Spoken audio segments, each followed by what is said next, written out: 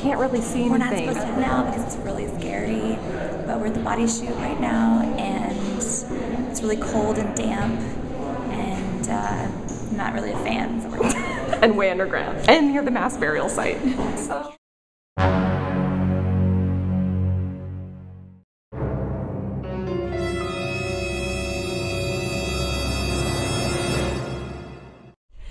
So we just got out of our tour of Waverly Hills Sanatorium. We're in the car because it is pitch black outside. Pitch black inside too, actually. It's rather terrifying.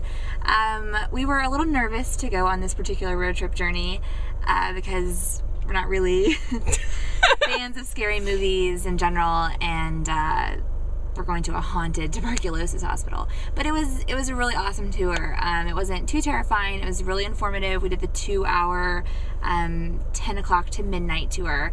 Went on with a guide, and he taught us a lot about the history of the place, and told us what to look for as far as apparitions and shadows and orbs and noises and that kind of stuff. And it was just a really great tour. I don't think it was as scary as I expected it to feel inside. I kind of expected a panicked feeling the entire time I was there. I had a bit of a panic feeling. But it was more of just a really sad feeling. I mean, a lot of people died there. A lot of people died there, and it's, you know, it's a beautiful building. You can tell it was a beautiful building at one point, and just to know that so many people were there dying, and that there wasn't really any hope to get out of there once you were there, it's kind of a sad feeling, even though they tell you that it was hopeful and that it was a community of people who were friends, and I don't know, you still feel sad. I mean, they got to know each other, and it really is a gorgeous building. I mean, it's massive, it's imposing, but it's beautiful. And one of our favorite rooms actually was the solarium, which was where most of the patients were housed and did live most of their days. Tons of light, no glass ever in any of the windows, just constant sunlight, fresh air, lots of fresh weather patterns coming in from the southwest. Everything faced southwest, because they were really trying, I believe they called it heliotherapy, yes. For fresh air and fresh light, and that was what they hoped was going to be the best way to help cure tuberculosis symptoms. That was probably the least haunted room, though, I feel. I did not do so well. I was clutching Blair quite a bit. But it was worth it. I had a good time. Please don't take that as I didn't have a good time, because I had a blast. And as terrified as I was at the time, looking back on it, it was a lot of fun.